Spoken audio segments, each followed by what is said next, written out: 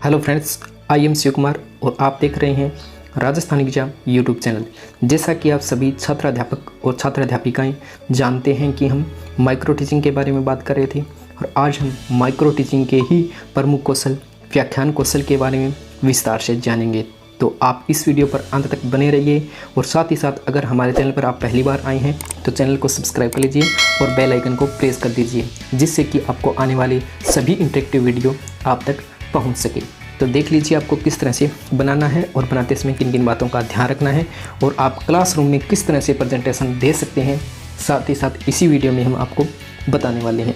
सबसे पहले आपको दिखाई दे रहा होगा कौशल का नाम आपका हो जाएगा व्याख्यान कौशल। उसके बाद में दिनांक, जिस दिन आप अपनी प्रेजेंटेशन दे रहे हैं वो यहाँ पर दिनांक लिख देनी है। रोल नंबर, आपके जो कक्ष में आपके रोल नंबर है वो यहाँ पर आ जाएंगे। प्रकरण, जिस टॉपिक पर आप ये सूक्ष्म शिक्षण पाठ योजना बनाना चाहते हैं वो यहाँ पर आपका आ जाएगा। तो आज हमने लिए है रासायनिक अभिक्रिया। इसमें हम आपको बताएंगे कि किस तरह से रासायनिक अभिक्रिया टॉपिक पर आप व्याख्यान कौशल आसानी से बना सकते हैं और अपनी प्रेजेंटेशन बेहतरीन से बेहतरीन दे सकते हैं। उसके बाद में देख लीजिए कक्षा, जिस कक्षा का आपके पास ये टॉपिक है वो यहाँ पर लिख सकते हैं। यहाँ पर आप 6, 7, 8, 9 कोई भी लिख सकते हैं।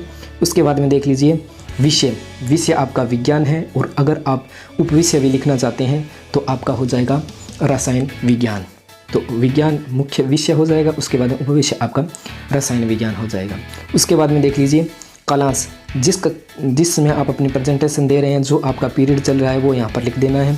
उसके बाद में समय अवधि 5 से 7 मिनट हो जाएगी। उसके बाद में देख लीजिए आपको सबसे पहले कॉलम दिखाई दे रहा होगा, एक आपको कम संख्या का कॉलम है। उसके बाद में आपका शिक्षण बिंदु के आपका कॉलम है। उसके बाद में छात्राध्यापक कथन या फिर छात्राध्यापिका कथन या फिर छात्राध्यापक क्रिया अथवा छात्राध्यापक क्रिया, इस तरह से आपके अनेक कॉलम यहाँ पर आपकी डायरी के अनुसार आपको मिल सकते हैं। उसके बाद में देख लीजिए छात्र छात्रा क्रिया दे रहा होगा श्यामपट्ट कार्य। तो श्यामपट्ट कार्य यहाँ पर जो आपके श्यामपट्ट कार्य होगा, जो महत्वपूर्ण बिंदु होंगे आपके व्याख्यान कौशल से संबंधित, वो आपको क्या है जो यहाँ पर आपको लिख देने हैं। उसके बाद में देख लीजिए आपको दिखाई दे रहा होगा रासायनिक अभिक्रिया, हमने शिक्षण बिंदु ही वही हो जाएगा जो आपका क्या है प्रकरण है, वही आपका क्या हो जाएगा शिक्षण बिंदु हो जाएगा। उसके बाद में देख लीजिए छात्राध्यापक कथन या फिर छात्राध्यापिका कथन में आपको क्या क्या लिखना है। तो सबसे पहले देख लीजिए आपको यहाँ पर दिखाई दे रहा होगा आसानी से कि रासायनिक परिवर्तन को ही रासायनिक अभिक्रिया कहते हैं। या रासायनिक अभिक्रिया की पहले क्या लिखोगे आप, परिभाषा लिखोगे कि रासायनिक परिवर्तन को ही क्या कहते हैं, रासायनिक अभिक्रिया कहते हैं। उसके बाद में देख लीजिए रासायनिक अभिक्रिया में नया पदार्थ प्राप्त होता है और नए पदार्थ के गुण हैं वो मूल पदार्थ से क्या होते हैं, भिन्न होते हैं। उसके बाद में आप एक आसानी से क्या दे सकते हो, अपना एग्जाम्पल दे सकते हो H2 + O2, तो क्या हो गया H2O। तो इस तरह से आप इसे संतुलित कर दे सकते हो और यही उदाहरण आप किस में लिख देना है, श्यामपट्ट कार्य में भी आपको लिख देना है। और यहाँ पर आप लिख सकते हो छात्र छात्रा क्रिया में क्या लिखोगे कि छात्र ध्यानपूर्वक सुनेंगे एवं समझेंगे। तो छात्र क्या करेंगे, ध्यानपूर्वक सुनेंगे और समझेंगे। इस तरह से आप लिख देना है और ये आपका जो एग्जाम्पल होगा वो आपको कहाँ पर लिखना है, श्यामपट्ट कार्य में आपको लिख देना है। इस तरह से आप बना सकते हो।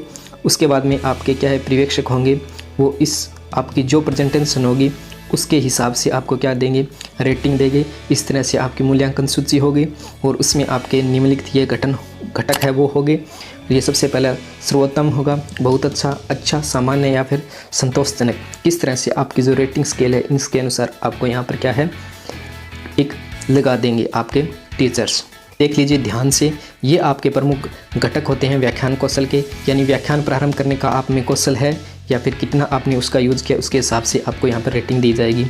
भाषा का सहज खोजपूर्ण एवं सुबोध होना और शब्दों का सही उच्चारण एवं विचारों की तारतम्यता है या फिर नहीं है। उसके बाद में देख लीजिए दृश्य एवं श्रव्य साधनों का प्रयोग आपने किया है या फिर नहीं किया है, या अगर किया है तो आपके किस तरह से आपने उसका प्रयोग किया है। और उसके बाद में देख लीजिए शिक्षण बिंदुओं को दोहराना, यानी शिक्षण बिंदुओं को आपने दोहरान किया है या फिर नहीं किया है। इसी के अनुसार आपका क्या है कौशल डिसाइड होता है घटकों के हिसाब से। अवलोकनकर्ता के हस्ताक्षर हो जाएंगे, यहाँ पर अध्यापक के आपके हस्ताक्षर हो जाएंगे। इस तरह से आप आसानी से व्याख्यान कौशल बना सकते हैं अपनी डायरी में। और अगर आप प्रेजेंटेशन देना चाहते हैं, अगर आप सीखना चाहते हैं कि किस तरह से हम किन किन बातों से हमें बचना चाहिए व्याख्यान करते समय, तो आपको हमारे इसी YouTube चैनल की जो प्लेलिस्ट बनी हुई है वहाँ पर जाकर आप देख सकते हैं। हमने पूर्ण रूप से आपको बताया है कि कक्षा कक्ष में आप किस तरह से व्याख्यान कौशल दे सकते हैं और देते समय किन किन बातों का ध्यान रखना चाहिए। तो संपूर्ण जानकारी आपको माइक्रो टीचिंग से संबंधित हमारे चैनल पर मिल रही है और मिलती रहेगी। आपसे फिर मुलाकात होगी एक नए और इंटरेक्टिव प्रकरण पर। तब तक बने रहिए और टिके रहिए, डटे रहिए राजस्थान एग्जाम यूट्यूब चैनल, और साथ ही साथ हमारे चैनल की प्लेलिस्ट देखना ना भूलें।